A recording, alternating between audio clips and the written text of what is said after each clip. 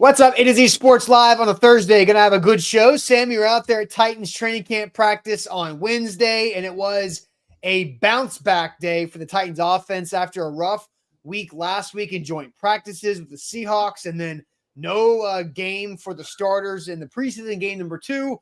And so as today is the last official training camp practice of the summer, the Titans will flip their minds towards the Chicago Bears next week with roster cuts and after this last preseason game. But a big explosive offensive day for Will Levis and Mason Rudolph and a bunch of other members of the Titans offense on Wednesday. Sam's going to break it down for us. Plus, Treylon Burks gets banged up at the end of practice for maybe the third time in this training camp. I know at least of 3, but we'll talk about that as well and get into how we feel about this Titans offensive explosive day, a concern about the Titans defense, and we'll hear from Dinard Wilson as well later in the show. And then we got the magic bucket. We haven't had a lot of magic buckets throughout training camp with practice happening on Thursdays a lot. But Sam, welcome in. Let's get this thing off and rolling. Practice at 10 o'clock today, so going to keep it to an hour or less here on the show. So let's get it rolling.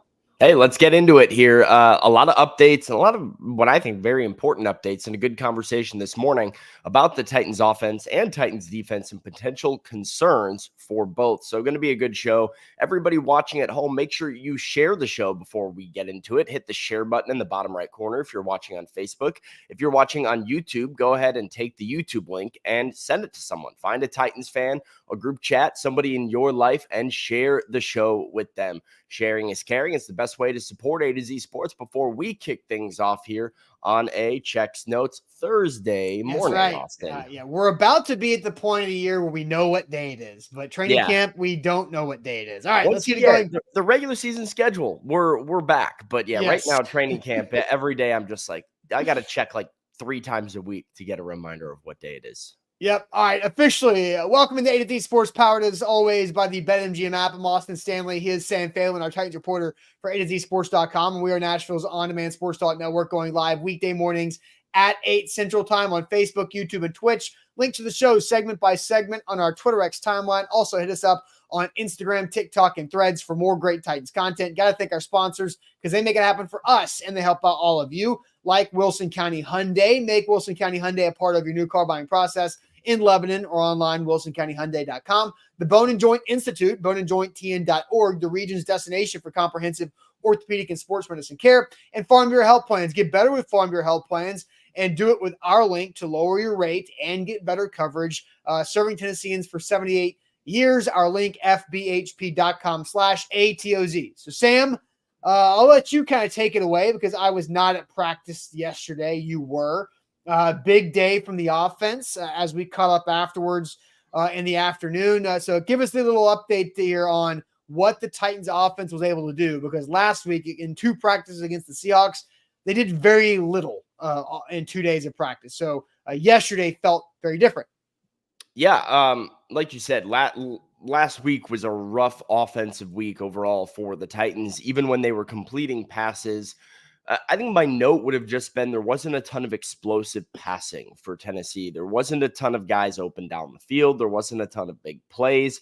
Will Levis very rarely took shots. I mean, it was just a lot of stuff underneath. High efficiency throws, but not necessarily stuff that would, give you a bunch of big first downs and lead you on a drive. And right. I would definitely say that was a different story for the Titans offense yesterday at practice. Will Levis was not perfect. He missed a handful of throws, kind of came out struggling a little bit just with accuracy and really settled in towards the end of practice. But Austin, the amount of separation that Titans wide receivers were getting, the way that this offense was functioning operationally was night and day compared to what we saw last year. Like my notes in team period, even in 7-on-7, it just includes a whole lot of big gaining plays. During full team period, while the Titans are running simulated drives, Will Levis led a touchdown drive where he threw 2 big passes to Tyler Boyd, threw 2 big passes to Calvin Ridley, including a 25-yard Calvin Ridley touchdown. A lot of stuff over the middle to Calvin Ridley. Mason Rudolph leads a touchdown drive on his drive, and he throws a deep 35-yard touchdown to Bryce Oliver in the corner of the end zone. Very impressive throw, very impressive catch. Even Bryce Oliver is getting open. 2-minute drill. Well, Malik Willis takes the top off the defense in the 2-minute drill. He goes ahead and throws a deep one also to Bryce Oliver, who beat everybody over the middle. And then you just had a lot of other excellent plays, catches. Sam Schnee flashed with a really nice catch in the back of the end zone.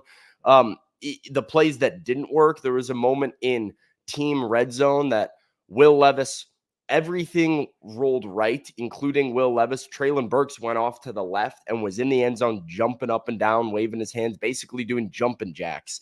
And Will Levis missed him and didn't see him, and the play went incomplete. But even on a play like that, there was somebody open.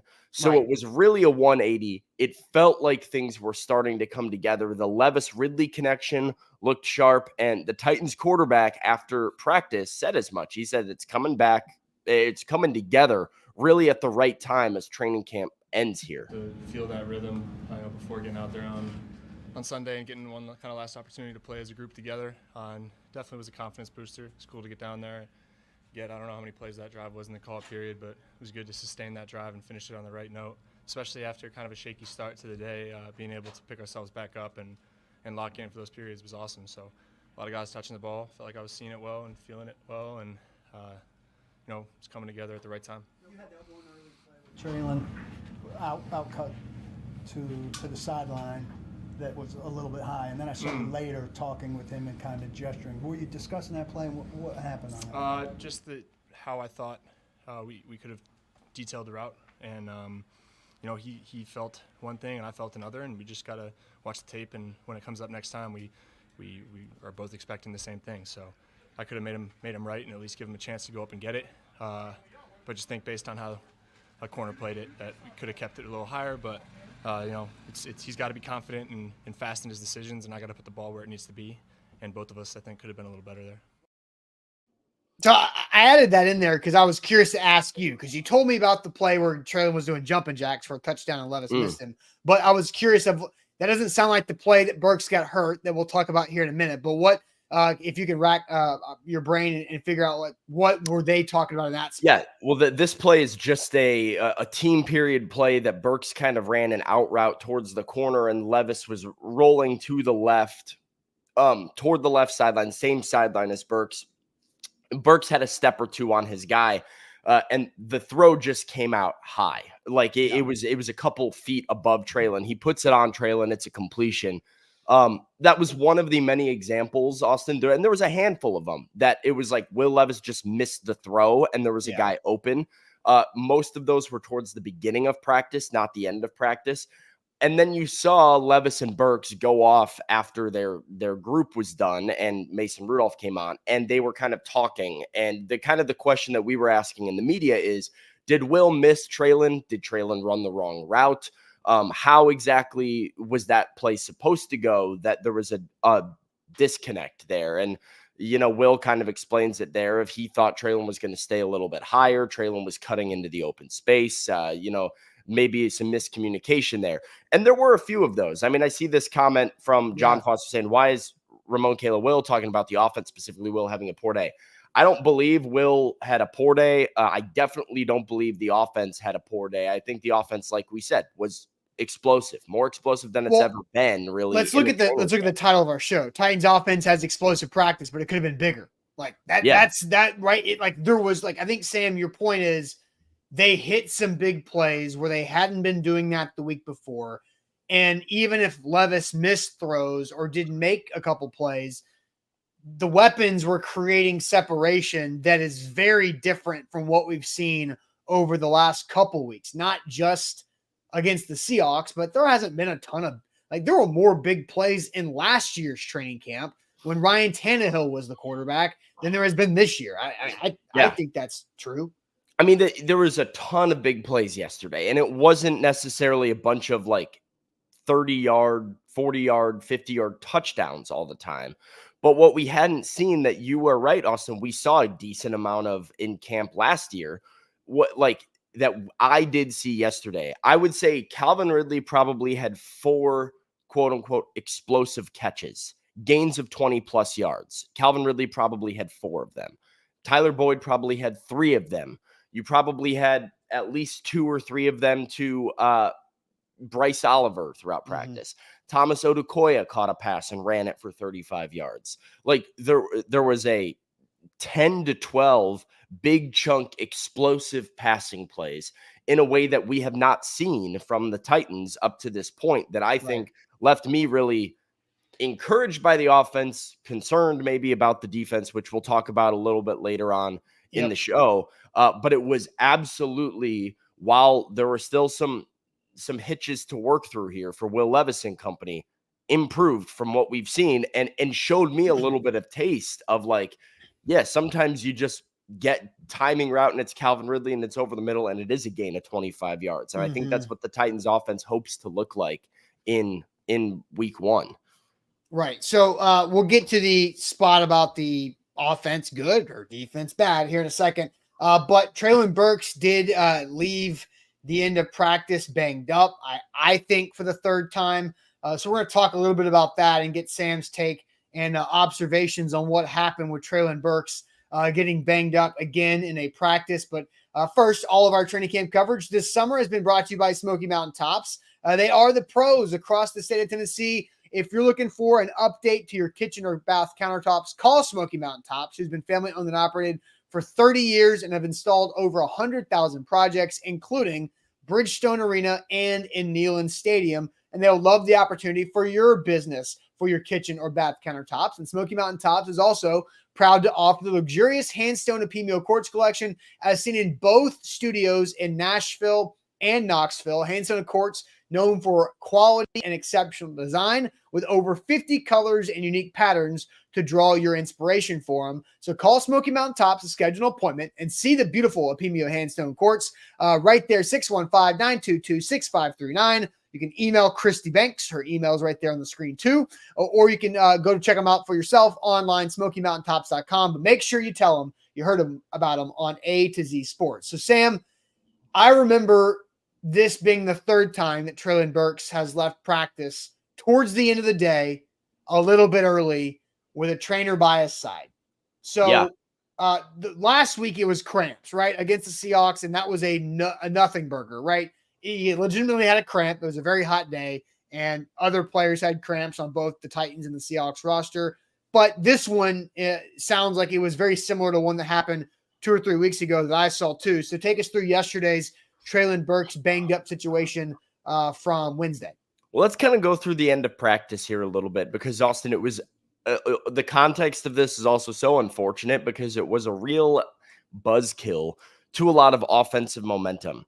So the Titans came out in their full team period, and they had been running some 11 on 11, some 11 on 11 in the red zone. We'd seen all of this team stuff already, but they decided we are going to do a real simulated drive. We are going to have the refs spot the ball. We are going to, call flags. We're going to play it like it's live, which is my favorite part of training camp. That's when you can really kind of see, real plays. When they run 11 on 11 at other times, you're kind of like, was that a tackle? Was that a sack? Like, what are they calling that right there? Mm-hmm. They call them right here. And so Levis came out with the first team, and they ran a couple of run plays. There was a screen that was well blocked by Lloyd Cushenberry down the field.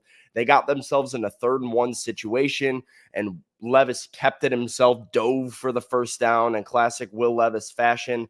They kind of got on the right across midfield, and then it was a 20-plus yard strike to Calvin Ridley across the middle. Julius Chestnut got a good gain of 5-6 yards on a run, and then a 25-yard touchdown to Calvin Ridley on 3 straight plays, cap it off. Good touchdown drive for the first unit. Mason Rudolph came out. It took him about 3 plays, a run, a play action swing to Odukoya, who ran for 30, and then a deep shot over the top, Bryce Oliver with a touchdown. Quick touchdown drive for Mason Rudolph. Well, the Titans then shift. We're going to 2-minute drills. We're putting 1:30 on the clock. You get 1 timeout, go down and score.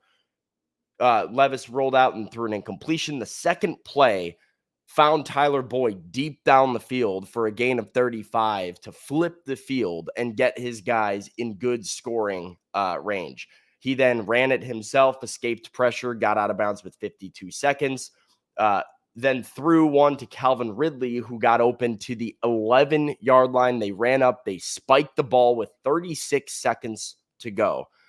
The Titans then ran the ball, got inside the 10, and had to go. They had burned their timeout at one point, had to go. So they get to the ball around the 6-yard line. Levis drops back, end zone fade for Treylon Burks.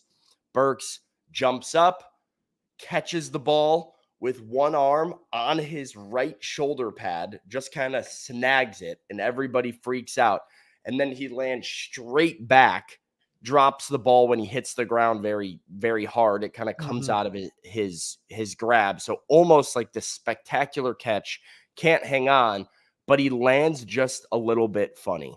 He lands hard on like his back / butt, but like starts grabbing at his lower back immediately after going down. He's down there. He's not really moving all that much, and practice goes from this crazy offensive momentum of touchdown drive, big plays to Boyd and Ridley. Here comes the Titans in 2-minute drill. Treylon Burks, awesome catch. Dead silence. He's hurt. Burks was grabbing, got up, limped a lot. It looked like his back, but then he was limping, so maybe like a nerve thing, and it looked like he just landed funny. And then he walked it off a little bit, Austin, and I was getting ready to say, hey, Treylon Burks is okay. Treylon Burks is walking around. He started limping, then stopped limping, and was looking a little bit better. And just as I was getting ready to think Treylon was okay, they took him off. And so his practice day ended. Granted, again, this was towards the end of practice, so potentially just preventative, where they're like, we'll go check him out and make sure because practice is about to end anyway. But that was the last we saw of it. That was the last we heard of it because we didn't have availability from Brian Callahan. So today, Brian Callahan will speak to the media after practice. And one of the big questions, we'll see if Treylon's out there. And then if he's not, we got to figure out what's going on. All right. So, Sam, I'm going to read you a tweet that I sent on the A to Z Sports account on August 7th. So 2 weeks from yesterday. Treylon Burks banged up after going up for a one-handed catch versus Trey Avery. Fell awkwardly, limping, holding his right low back / hip. It was his right low back in this time as well. Burks trying to walk it off on the sideline, but still looks uncomfortable. Titans practice ends after field goal kick, so we won't see if Burks could continue today or not. Sounds like the same exact same thing. 2 weeks apart. And then you insert in the gap week there, bless you. You only get one. You only get one, bless you. Well, I got two. In between the two lower right back hip situations, he had the cramp in the middle of the Seahawks practice. So here we are 3 weeks in a row. Treylon Burks has now left practice early for some reason. And I think the good thing about the one a couple weeks ago is that he practiced the next day. After the cramps, he practiced the next day. I'm not worried about the cramps are a little different to me. Like the cramps are cramps. It was hot, whatever. I'm not super worried about that. That is what it is. This being a thing that looks like a nerve. Is it a nerve thing? I had no idea what this could even be, and it's the second time it's happened now. So does he practice today? Right? Because and here's the other thing too. Like, it's very clearly understood that Treylon Burks is the backup to DeAndre Hopkins, and DeAndre Hopkins is not out there right now, and he is back in Nashville, according to his Instagram story. And we'll talk about his football camp coming up, where you guys can go see how healthy DeAndre Hopkins is on September 1st. So I think, to me, and I favorited this comment from Bork because this is how I feel about it. He goes, I know you don't really have much control over it, but can Burks do any kind of this is how to fall without hurting yourself training? The answer is yes. Like, there is a way you can learn how to fall. And some guys know how to fall gracefully. Some guys naturally don't. And Treylon Burks is now a guy that we have enough evidence and data on who flat out does not know how to fall. Whenever he does fall, it feels like the piano dropped on Wile E. Coyote's head in the Looney Tunes. It's heavy, it's hard, it's things are flying all over the place. It has a big kaboom graphic that comes up because he's a big person. Like, Treylon Burks doesn't know how to fall. He gets hurt when he falls. He's got to learn how to fall. Body control is a huge thing. I grew up with a buddy that I played a bunch of sports with. He was the same way. Didn't know how to fall. Playing basketball, football, whatever the hell we were playing, he would somehow fall and get slammed into the pad or the goal or whatever, roll around. Like, damn, that must look like hilariously comedic the way he falls. But that is what Treylon Burks does. He does not know how to fall. He's got to learn how to have better body control. I don't know what his full athletic background was as a kid, but in certain sports, you have learning how to fall drills. In basketball, you learn how to fall. In any gymnastics training, you will learn how to fall. Maybe Treylon Burks needs some of that, like Jerry Rice did with some ballet. Maybe he needs to do what Lewis says. He maybe needs to go to WWE school and honestly, yes. learn how to. They fall for a living. Like, yeah. I will tell you this: I learned how to take a charge in basketball, and that taught me how to fall and other things. Right? Like there's strategy to how to do it. You don't land on your wrists because that's how you break your wrists. You learn how to fall like Super Mario, and you roll out of it. Right? Treylon Burks has no idea how to fall. That's why he's getting hurt so much. And you go back to the game against Pittsburgh when he had a concussion that was very serious. They kept him out for a long time. He wore the e-collar, had to get carted off the field into an ambulance that night in Pittsburgh. Like, he has to learn how to fall if he's going to have any chance of a sustainable career, because he hasn't been able to stay healthy or be productive when healthy. So he has a problem of not knowing how to fall without getting banged up. Yeah, normally I would push back on this a lot, like just the idea of like, all right, a guy gets hurt sometimes, so he's got an issue with falling and all this stuff. Where the bucket sort of tips for me, Austin, is the fact that we literally have seen 2 injuries in camp in a 2-week span described the exact same way. Yeah. And it's not like you can just be like, oh, Treylon, don't go up for some of those passes, right? Like, making contested catches, throwing those end zone fades are like a part of what you are relying on Treylon Burks to do this year. It's part of what his game is. The problem is, if you're a Titans fan right now, every time the Titans throw a pass to Treylon Burks, like, I'm not worried about an over the middle, Treylon catches it, Treylon gets tackled thing. He's never gotten hurt on a play like that in his NFL career. He's never gotten hit. He's never tried to do a juke and hurt his knee. That's not been an issue. It has always been, deep shot where he's tracking the ball. And in Philly, he takes the blow to the head, concussion. In Pittsburgh, he falls on his head, weird, concussion. In Minnesota, he's tracking the ball, running over the top, and he overextends and hurts his knee. Like, it's usually ball tracking, deep shot. And I feel like if you're a Titans fan, like, when you watch the ball go up for Treylon Burks this season, you are immediately holding your breath. Yes. And I was literally going to bring up the Treylon Burks Minnesota injury, and I'm pulling the video that we had from last year in last August when he sprained his knee, because I'll make a third cartoon reference. It's like when the cartoon character is trying not to fall and goes, whoa, whoa, whoa, whoa, waving his arms until he falls, and Burks strained his knee here. Here was that play from Minnesota Vikings joint practice a year ago.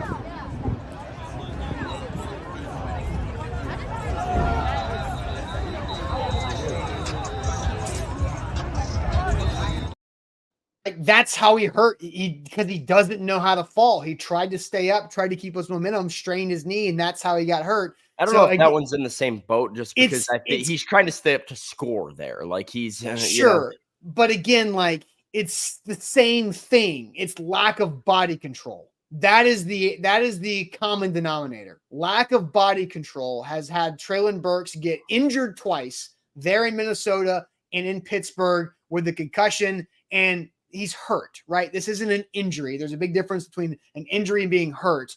He got banged up now twice with the lack of body control in 2 weeks of training camp. So again, it's a problem. He can't stay healthy, and we're seeing this. No, I mean, even if Treylon is out there today, right? That would be a story, right? We'll all fire off our tweets. So keep it locked on A to Z Sports at like 10:03 p.m. a.m. not p.m. 10:03 a.m. this morning in about an hour and a half, because I will be at the practice field and I will be breaking down whether or not I'll be letting you know, is Treylon Burks out there or not. But even if he is out there, Austin, I do think my plan is to tentatively ask Brian Callahan, about the idea of 2 consecutive injuries in 2 weeks to the same part of the body on similar plays. Is this something that's reoccurring? Are these 2 separate instances that can be separated as, it happenstance that Treylon fell on the same part of his body and got hurt in the same way twice? Right. Or is there something that's a little bit chronic here because he's dealing with something? Yeah, I definitely think there's something to lack of body control that has gotten him either injured or banged up a couple times. Okay, let's get back to offensive explosive day. Tyler Boyd, big day, first day back after the missing time with a bruised foot. Also, Calvin Ridley, some explosive plays. Bryce Oliver, wide receiver 7, kidding. But so there's a lot of explosive plays that have been made by the Titans offense yesterday in practice. So I'm going to ask the question here to all of you guys.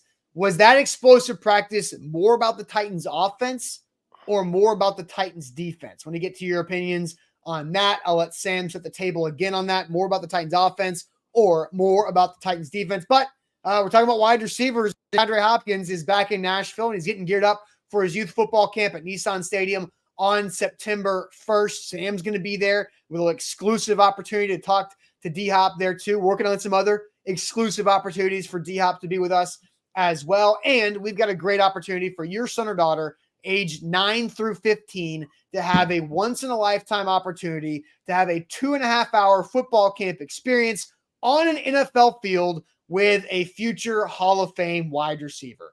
That's a big deal, guys, and we're going to give you 20% off of camp fees.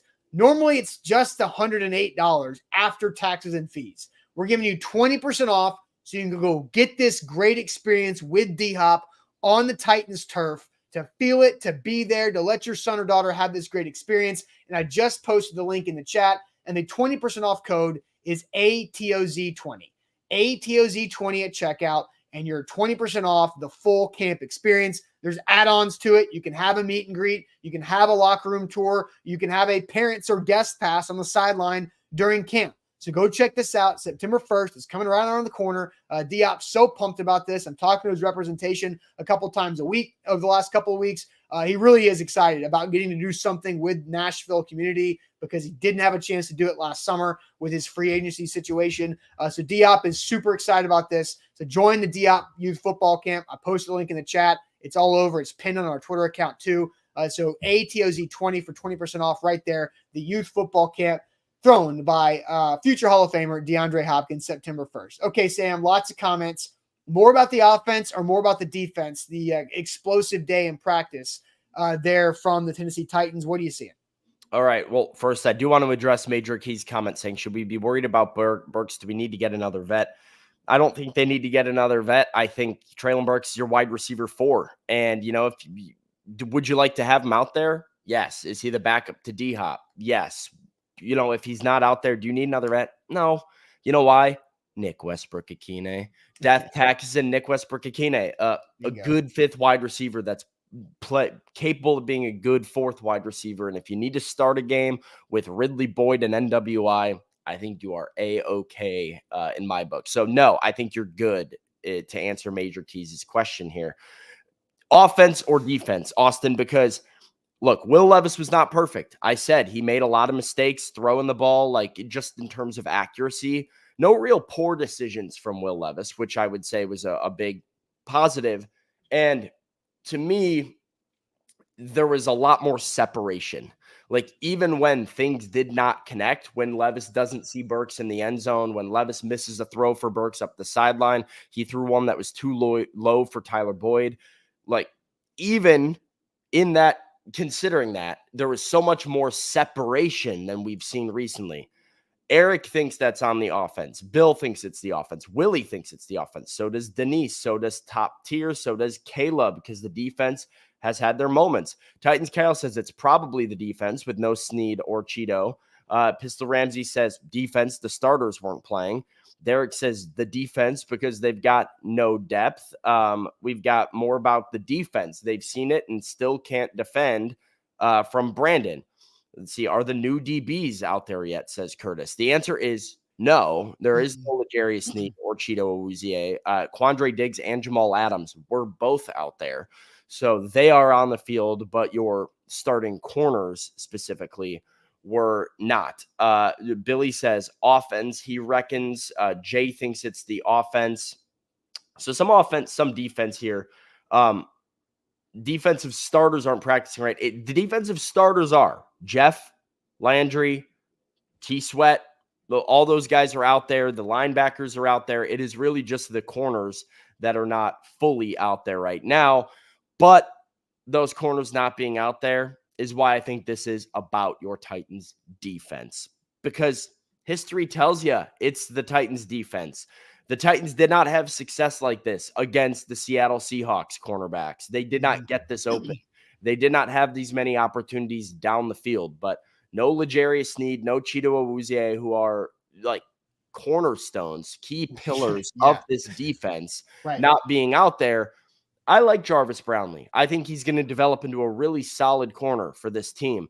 Jarvis Brownlee is not the guy you want guarding Calvin Ridley in a game right now. No. And if Jarvis Brownlee is having to guard the number one wide receiver on the Titans' opponent, the Titans are probably going to get beat and give up a lot of points, because the Titans were running with Trey Avery, Jarvis Brownlee, Roger McCreary as their three cornerbacks yesterday, and it was not exactly a recipe for a ton of success. So I think this is more about the Titans' defense, particularly their defensive depth, their inability to have cornerbacks that just step up and cover Titans receivers. And so it is a positive sign for the Titans offense. Hopefully it helps them build some momentum. But when you're strictly talking about there's a lot more separation, I look at the defense that was opposing them. Yeah, no, I agree with you. I do think it's more about the defense, but hey, it's a good thing for the offense. It's a confidence builder. It's seeing the ball go through the hoop. It's all those good things. Will Levis said as much. He said he used the word confidence builder in his press conference. Right, and so it's regaining the momentum with Tyler Boyd that he was building before Boyd had the bruised foot. It's getting back on the same page with Calvin Ridley, was for some chunk explosive plays. After a tough week with Calvin Ridley, because the Seahawks defense, because it is about the Titans defense right now, because let's look at the Seahawks defense, who has two cornerbacks that are pretty studly, right? And Devin Witherspoon, who your Illini guy is quickly growing up and going up the list of top cornerbacks in the NFL, and Rick Woolen, who is just an avatar playing corner at 6'4", 215 pounds with all the length in the world. Very handsy. Those guys were very physical with Calvin Ridley, and Ridley hadn't experienced that in training camp against his own defense, because Sneed's the most physical guy they got out there. He hasn't practiced or really done any live reps. Cheeto hasn't done anything since day 2 of practice. He's the second most physical guy. And then the third most physical guy from a Titans cornerback, is it Brownlee? Is it Judy Lawley? Gabe Judy Lawley, one of those guys. Not Trey Avery. Probably why they put Brownlee on Calvin Ridley in practice without these top guys out there. But again, the caliber that Jarvis Brownlee is right now in the NFL compared to where a Devin Witherspoon or Rick Woolen is, compared to where L'Jarius Sneed would be if he was out there, is obviously night and day. And so, you're dealing with a different bit of coverage. And I do think it's important too, Austin, not just the cornerbacks guarding the wide receivers are worse than the guys you would normally have out there. There is something to the idea of there just being a slight disconnect in the fact that you don't have all 11. The fact that, you have some of your starters in some of these games. You've had 5 starters, 6 starters. Against the Seahawks, you had 7 starters, 8 starters out there. And now you had 9. But 9 is not 11. And when, your defense, I did see a comment earlier that said any defense would struggle without their top 2 corners, and I totally agree with that. This Titans defense under Dinard Wilson, who is a former DB coach, is really, really relying on strong cornerback play, particularly at the line of scrimmage. You have to be able to punch at the line. You have to be able to trigger downhill on runs. They bring a lot of pressure from their DBs, even blitzing them from big nickel frequently. So DB play is one of the most important, if not the most important thing to make this defense function how it's supposed to. And you are missing both of those guys that allow your defense to click in that way. So I do think that is substantial of just not having all 11 while also, missing a couple of dudes. And I think another thing too that I'm curious about, because Calvin Ridley is a very important piece to this offense, right? He struggled mightily against the physicality that was brought by the Seattle Seahawks. How much are the Saints going to play their number one corners in this preseason game? Because I think Calvin Ridley and Will Levis needs some physicality tests in a game situation, because they didn't get it against Seattle on Saturday night. Can they get it against the Saints, who have not nearly as good of a cornerback room, or as young as a cornerback room as the Seahawks have? But the Saints have some, and Brady, look, keeping up with the Saints corners aren't healthy. So thank you, Brady, for keeping up with the Saints cornerback room, because I'm not at this point. So I do think that's an interesting thing. It would be ideal if the Saints corners were healthy and you could have some good 1-versus-1 situations in a game like setting, especially on the road.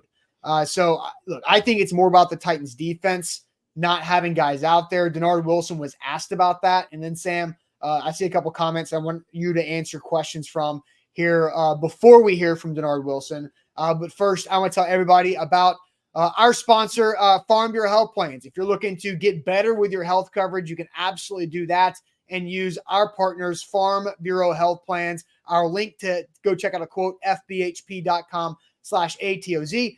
They have served Tennesseans for 78 years, and so much has changed across the state, across this world, with technology and all these different things that have gone on. And Farm Bureau Health Plans has continued to adapt to give Tennesseans the best coverage for the best rates possible. There's a chance you could increase your coverage level, but lower your rate. That happened with Zach Bingham a couple of years ago, saved 20% per month on his health coverage. It happened with my parents a few months ago, who were trying to switch things up after my mom retired.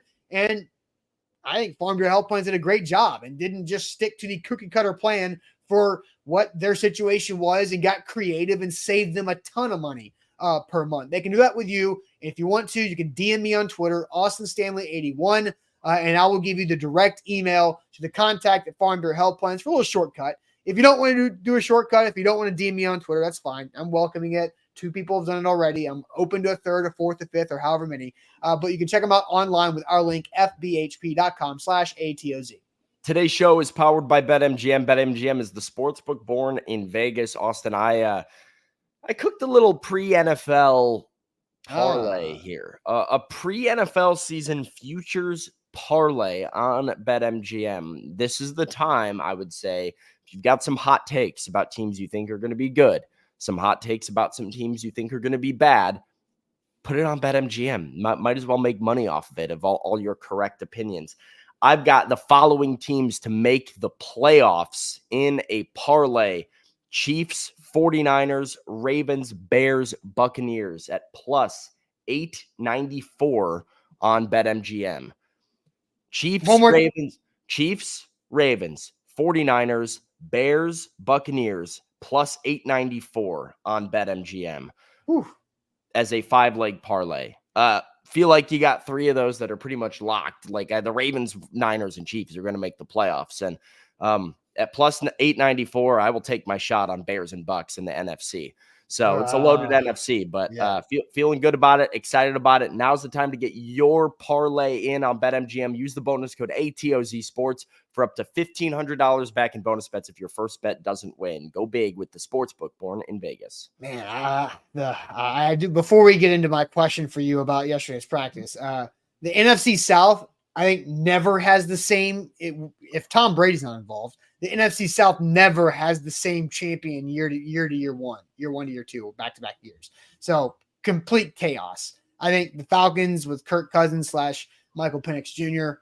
Is going to be interesting. The Bears are, look, I don't hate on that pick, and you're probably, you're going big for a reason, right? But there's a lot of playoff-worthy teams, right? The Lions, the Packers, the Bears are all expecting to make the playoffs this year. Yeah. 3 teams in the playoffs from one division. It's loaded. Yeah, it's definitely loaded. Yeah, like if you look at the NFC playoff-worthy teams or playoff expecting teams, right? It's Bears, it's Packers, it's Lions. I think the Vikings suck and sucked before J.J. McCarthy went down, and they suck extra after he went down. Their defense is not going to be very good. I think the Bucs have expectations. The Falcons have expectations. Sure. The Saints maybe less expectations, probably not, but like who knows, with them. You look at the East, and the Cowboys and the Eagles both expect to be in that mix. And out West, Seattle, the Rams, San Francisco, it is a loaded conference that's going to be it's going to be tight. It's going to be fun. It's going to be fun. It's almost here. All right. So Caleb Farley returned to action yesterday. We'll hear from Dinard Wilson here in a second. But Sam, what did you see from Caleb Farley yesterday, returning after missing time with a hamstring injury? What all did number 3 do out there yesterday? Yeah, I mean, I want to make some clear. Caleb Farley doesn't do much at practice. And I don't mean that disrespectfully. He just doesn't work in the defensive rotation. Caleb Farley works in special teams period, works out with the DBs during individual period. But I don't believe there's been a single practice this training camp, Austin, that Caleb Farley's taken a rep in team period. Caleb Farley has gotten some work in one-on-ones a couple of weeks ago before he got hurt. But as far as like what did definitely Caleb 7-on-7s. I've seen him out there for some 11-on-11, but it's been with the 3s. It's never been with the 2s. Yeah, he's not real. Like the Titans defensive back rotation. Keep in mind, this is no L'Jarius Sneed, no Cheeto Awuzie.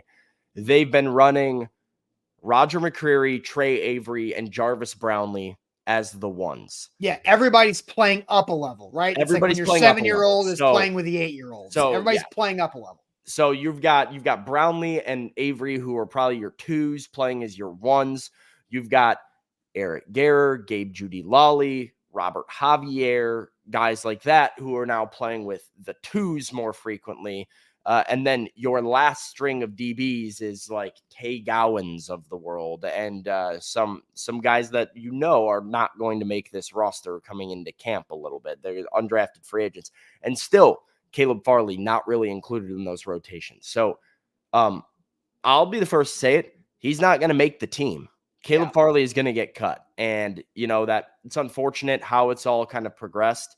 The reason we're having a conversation about it, as I see some people in the chat saying, is because we keep getting asked about it. There's a lot of comments wanting to know what Caleb Farley's doing and what they can expect from him. I would expect him to be one of the first guys cut this time next week. And I don't think you were the first to say it. I mean, a lot of people that cover the team have been saying it, but I agree. I think Caleb Farley's not on this team. Stone Cold too, with a good comment here. Reek Woolen is what I thought Caleb Farley would be when the Titans drafted him. Yeah. I mean, that was kind of the plan. That was the hope, but that's not how it's worked out. And Reek Woolen is a freak out there for the Seahawks, and Caleb Farley continues to have freak injuries. So, all right, let's hear from Dinard Wilson here in a second, but make sure you lock in and like the show. Like our guy King VC says, hit that like button on Facebook, hit it on YouTube as well. That goes a long way for us, and we appreciate King VC with a super chat for that, and appreciate everybody who does like the show on a daily basis. So please hit that thumbs up button too. So let's hear from Dinard Wilson and what he was asked about not having these key secondary additions like Sneed and Cheeto. Plus, you just add Diggs and Jamal Adams in camp. This was the question asked by Terry McCormick, and the Titans D coordinator Dinard Wilson with the answer. All the secondary pieces that you have with Quandre coming in late, with Jarius on a management plan, Cheeto been hurt a little bit. How do you ensure that when the time comes for the regular season that the timing, the technique, and the communication will all be there? The one thing about all those gentlemen that you just talked about, they're all professionals, and they've done it at a high level. They do a lot of talking in meeting rooms. Obviously, when we go out there and do walkthroughs, all of them are out there on the field. we'll get them all on the field together before we line up and play the first game. But I like where they at. All of them are pros, and we'll be just fine. Dinard Wilson also had a comment in that press conference, Austin, where he was asked about Cheeto and Snead, and he looked very quickly, snapped off an answer of, I have no doubt in my mind they will be ready to play week 1. Cheeto's got the calf injury. He's been nursing that for a couple weeks now. Brian Callahan and the Titans are very cautious about calf injuries. They're being super thorough with Cheeto. They know the re-injury rate is very high when it comes to calves. So they are wanting to give him some extra time. L'Jarius Sneed, I don't know. You just kind of have to blind faith, like this is what the deal is, that he's not going to practice really at all throughout the regular season. He's not going to practice throughout training camp. The guy doesn't practice. He shows up on game day and he locks dudes up. And that's what it is. Let's talk about that for a second, because I watched this Steve McNair documentary yesterday on Netflix, and Sam, we texted about it. I put that on your list to do when you have an hour of your time. It's only an hour, so it's not like it's going to take out that much time. But Steve didn't practice a lot because he had every injury known to man. And those were like active injuries, not management plans. I was just not going to practice, go through the walkthroughs, go through the meetings, play on Sunday, Titans win. Like that's how that worked from 1999 to through the 03 season for the most part, before it kind of they had to do some salary cap stuff. So I just find it crazy that a cornerback can go out there and be as effective as Snead has been without practicing. And this is what the Chiefs did in the past 2. And it worked damn well, good enough to win a freaking Super Bowl. Yeah. And let's be honest, defense was probably just as big as the offense to win that Super Bowl. So I just think it's wild that it's like, it's not something that I feel like you can't just not practice. You have to go. I don't know. Cornerback is something you got to run, you got to feel, you got to jump, you got to do it, you got to press, you got to turn, you got to cut, all these things that you don't just like, yeah, I know what to do. Like what, I don't know. What is he doing athletically outside of the practice hours that we are not seeing at the facility? That's something that I'm fascinated to know more of. Yeah. I mean, he's in the meeting rooms. He's a part of the walkthroughs. He's as active and engaged in the defense as you possibly can be without being on the field for practice. And, on the surface, right, there's not really a reason to be worried because like you said, we've seen L'Jarius Sneed do this with the load management last year with Kansas City, and it was fine. Is the knee going to be a long-term problem? Maybe. Right now, we have no reason to believe it won't be fine. Cheeto has missed time. That's unfortunate. You would like to see him out there with the defense now. It's not the case. He's not healthy. I'd rather him be healthy week 1 than practicing right now. But Austin, there is, in my mind, or should be, some concern. Like Dinard Wilson sits there and goes, hey, I got no doubt they'll be ready week 1. Well, what about the fact that your 11, your best 11, this defense that everybody's so excited about that you built this offseason, will walk into Soldier Field in Chicago not having played a live snap as a group. They will not have played as an 11. And they're going to go to a road environment in Chicago and just be like, all right, let's go. Like, maybe it does work. Maybe it does click exactly how Dinard goes. But like when you see Will Levis to Calvin Ridley and certain defenders having to grow, and you understand that like training camp is to knock out some growing pains, there is a level of me that's concerned. Like, so I don't know if I want this 11 playing for the first time in week 1. All right, so Pistol Randy says they'll be fine. Well, let's get to you guys as a whole on your concern level. Let's go 1 through 10. What's your concern level about the Titans starting 11 defense not playing together at all until week 1? So let's get to that. What is your concern level 1 through 10 about that concern level? The Titans starters not playing together at all. But first, the Bone and Joint Institute is where to turn. boneandjointtn.org, the region's destination for comprehensive orthopedic and sports medicine care. Whenever you get hurt in life, you have to know where to go, where to turn to, and who you can trust. And that's been the Bone and Joint Institute for me over the last 3 to 4 years when I've had a foot injury, a knee thing, a shoulder soreness, and I've been able to go to multiple doctors and experts at the Bone and Joint Institute, including physical therapy, and get it right. The Bone and Joint Institute has all the experts and the resources under one roof in Franklin, Tennessee, off I-65 and Highway 96, right next door to Williamson Medical Center. And they have also got growing clinics and physical therapy centers across Williamson County. It's so easy to book an appointment. It's so easy to go through every step of the process with the Bone and Joint Institute. Their website to book, boneandjointtn.org. Today's show powered by BetMGM, the sportsbook born in Vegas. Use the bonus code ATOZ Sports when you sign up with BetMGM. Get up to $1,500 back in bonus bets if your first bet misses. It's the best way to do sports betting. You got double the chance to win big when you use the bonus code ATOZ Sports, because your money goes back into your account in the form of a bonus bet if you lose. The sportsbook born in Vegas, BetMGM, and BetMGM.com. All right, Sam, I'll send you the chat 1 through 10, confidence level in the Titans defense against the Bears, it being the first time that all 11 starters are concern level. So 10 being high. I misunderstood the question. No, flip it. 10 being concern level high, 1 being not. So, Sam, there you go. Do the chat, you go. Yep, we've got a 5 from Stone Cold here, a 3, a 1, a 3. Caleb's a little bit more concerned at a 6, a 4, a 6.5 out of Bill, an 8.8 out of Nick. Eric said a 3, a 6 from Valentine, a 4 from Cooper. Jared says 7. Tighten up Ohio says 7. Ira Hoshi with a 1. Travis says 8. David says 6. Major Keys is 7.5. A 7 from Richie. An 8 from Darren. An 8 from Justin. He's very concerned. DeMarco says 0. We'll win. No problem. Jake says 6.5. Titans Kyle says 6.9. Communication on the back end is a huge concern. Eric says 8, especially with the elusive Caleb Williams, which is a good point. Caleb Williams' play style, potentially a factor here as well. Ty Smith says 4.5. Daniel says 8. Rooney says 6. Got a couple 7s from Ken and Andre. Edward, Jared, Tom, Austin, 1 through 10. How concerned are you about this defense week 1 playing together for the first time? I think it's interesting because of the opponent too, right? Because it's Caleb Williams' first game NFL debut, but the guy doesn't care about pressure. Like, he goes out there and puts up a lot of good plays and makes plays and yards and scores points. And he's got talent around him, right? Keenan Allen, Rome Odunze, and DJ Moore, the best third receiver in the game right now, if he's still third. I think DJ Moore might be the 1. Keenan Allen might be the 3. Okay, fair. But anyway, however you slice it, very good.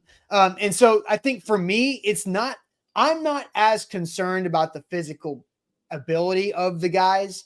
To me, it's there's going to be some communication breakdown at some point. Does it end up in a touchdown for the Bears because of it? And I think my answer on a 1 through 10 scale is a 6.5. And I think why it's not higher is because you've got all of these guys who are pros. Diggs, Sneed, and Cheeto are all studs, pros, been doing this for a long time. And then Amani Hooker, who is the one guy who's been retained in the starting secondary, I think is a very good player and also a pros pro. So the only reason why it's not above a 6.5 is because they are veterans that know what they're doing and they know how to communicate off the field and translate it on the field. I think the Bears and their spiciness of talent increases it over the 5 fence for me too. Yeah, I mean, I agree. I think the Bears offense is loaded with weapons. You bring up the 3 wide receivers, which is absolutely one of the better receiving cores in the league. And then you add up, a pretty effective tight end in Cole Kmet, 2 running backs that are good after the catch, with DeAndre Swift being the primary guy there. There's a lot of weapons around Caleb Williams in Chicago. And, the Titans have to make sure that they are on their P's and Q's to not get beat for some explosives.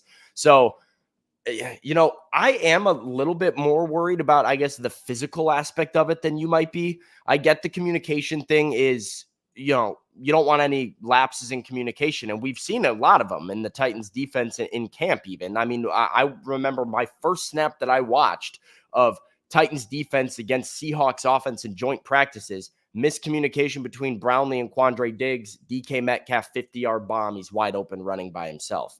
So, you got to make sure that you're understanding your coverage, that you're on the same page as some of your guys. If this group hasn't been on the field together against another opponent, that is a factor. And then for me too, like Ray School asked about how much is communication important in man-to-man. Well, I think there's a physical element of, like, we hear about speed all the time, NFL speed, the live action speed. Mm-hmm. Amani Hooker, is not playing in the preseason games here. And there's a reason for that. It's because this secondary is not really playing, and it kind of operates as a unit, and you see it at speed. So even if L'Jarius Sneed and Chidobe Awuzie are out there for the Titans in practice the week leading up to Chicago, regular season practices are a lot different than training camp practices. You're not getting the same live reps going against somebody. Regular season practices are a little bit more chill a lot of the time. They don't have as much action and hitting and, real live game feel to them. So I am worried about the physicality of it. That's fair. So, all right. It's interesting. Again, I would love, I don't know if the last time Sneed's been made available, but hey, what are you doing outside of practice to make sure you're staying quick, you're staying strong, you're staying springy and physical and all that? Like, what condition, what is he doing outside of the 2 hours that we see everybody else practice? That's a kind of a maybe a back pocket next week type of thing, or whenever Sneed meets with you guys next. But Sam, we do have practice in 52 minutes, which means we got to get moving through because we got the magic bucket. We haven't been able to do the magic bucket that frequently because practice days usually start a lot earlier than today, or we've been on location. So let's hit it, the magic bucket, to wrap up this Thursday.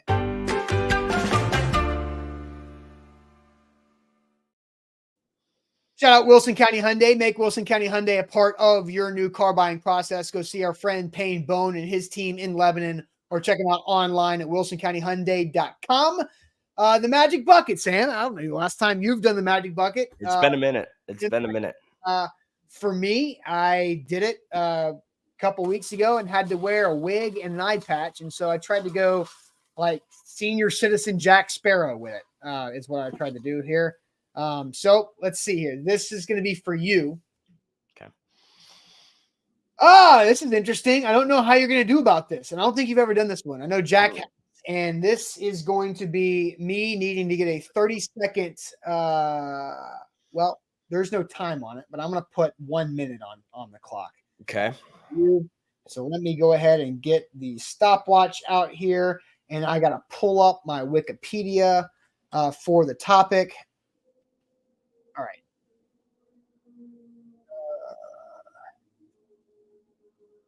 Okay, let's see here. So I've got my Wikipedia list for the guide of this. And Sam, I'm going to read the question twice, and my 1 minute timer will begin. I don't know why I'm nervous. You're not telling me the question. I'm like, I will read it twice, and my 1 minute timer begins as soon as you say your first name. So Sam, name as many Heisman Trophy winners as you can since the year 2000. As many Heisman Trophy winners as you can since the year 2000. Your 1 minute clock starts as soon as the first name comes out of your mouth. Caleb Williams, Jaden Daniels, Derrick Henry, Mark Ingram, Robert Griffin III won a Heisman. Johnny Manziel times 2. Only once. Okay. Well, he won. He got one. Andrew Luck. Did he win a Heisman? No. Reggie Bush won a Heisman. Officially, you can say that again. Yeah. Back. Let's see. What other quarterback? 30 Joe seconds. Burrow won the Heisman. You're at 8. Deshaun Watson won the Heisman? No. Well, okay. Who won the Heisman? 15 seconds. Man, that's tough. 8 seconds. Michael Vick? No, I don't know. Good. Trevor Lawrence? He won a Heisman. Done. All right, not bad. You got 8. And Baker. I should have gotten Baker. and you missed Marcus Mariota. I didn't know he won the Heisman. Yes, Marcus Mariota won the Heisman the year before Derrick Henry won the Heisman. So some key ones that you missed. Yeah, Bork is right. I should just name more Alabama guys like Devontae Smith. Well, there wasn't a lot of Bama. That was it. That was literally the only Bama guy you missed. Yeah. Bama had not won once until Mark Ingram did. So going back, you hit Jaden Daniels, you hit Caleb Williams, you hit Bryce Young, you missed Devonta Smith, you hit Burrow, you missed Murray, you missed Baker, the back-to-back Oklahoma quarterbacks. You got Lamar. Heisman? I didn't know Yep. Kyler won. You got Lamar and you got Henry. You missed Marcus. You missed Jameis. You got Manziel. You got RG3. You missed Cam. You got Ingram. I was going to say, I literally Cam came into my brain. And as soon as I went to say Cam, I was like, oh, and RG3. And then I didn't come back to Cam. You went to Andrew Luck at that point. You missed Sam Bradford. You missed Tim Tebow. I just didn't go that far back in my brain. You did because you went 05 Reggie Bush. You missed Troy Smith before Tebow. You missed Leinart, Jason White, Carson Palmer, Eric Crouch, and Chris Winkie would have been the oldest option that you had. So you had 8 in 35 seconds and then 0 the last 25 seconds. I could have done better there. Should have done better. That's okay. Yeah. All right. Should have gotten Cam. Definitely should have gotten Cam Newton. That one makes me upset. That's my guy. Do you have any hidden talents? I have not had this one yet. You can use the definition of talent, however you want. I don't know if anybody would call this a talent, but in middle school, I developed the ability to fake sneeze, and it got me out of a lot of things. I had the ability to leave class whenever I wanted to because I could fake sneeze a few times, and the teacher's, hey, you need to go to the bathroom? Yeah, sure. And I would do that.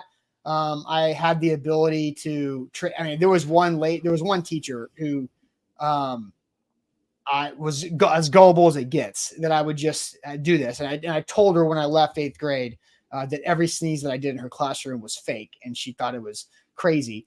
I also, at the same time, developed the talent to create the noise for a whistle from a distance.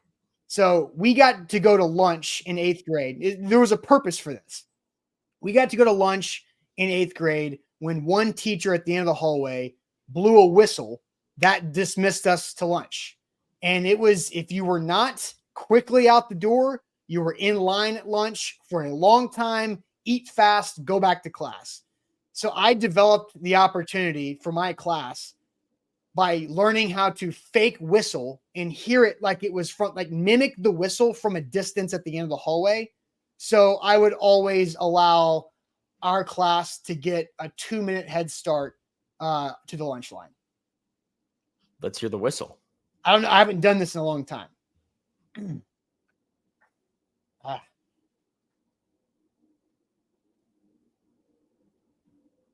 Did you hear it? No, I did not. I don't want to do it in the mic. I heard a little something there. It was supposed to sound like it was muffled from a distance. Okay. Bork says my dog heard it. That's not a good one. That was better. Not hearing much. I think it's just the mic isn't picking it up. Maybe because it sounded like you were supposed to, it was like many classrooms away, but it worked. It got us to we were the first in line at lunch every day. There you go. So I think that's a hidden talent. Does that work? Yeah, that counts. I'll take that. Cool. All right. Well, don't tell me yours. We'll save that for later because that'll go back in the bucket. Okay. So that'll be it for us on this Thursday. Sam, you're heading to practice, and we'll have a good report for that tomorrow. Should have a fun show topic for tomorrow as well. So make sure you hit that like button on the show. Like the show before you go here on Facebook and on YouTube, and we'll catch you guys tomorrow on a Friday morning. Buck Rising live tonight, A to Z Sports Primetime. He'll see you then. We'll see you Friday. Appreciate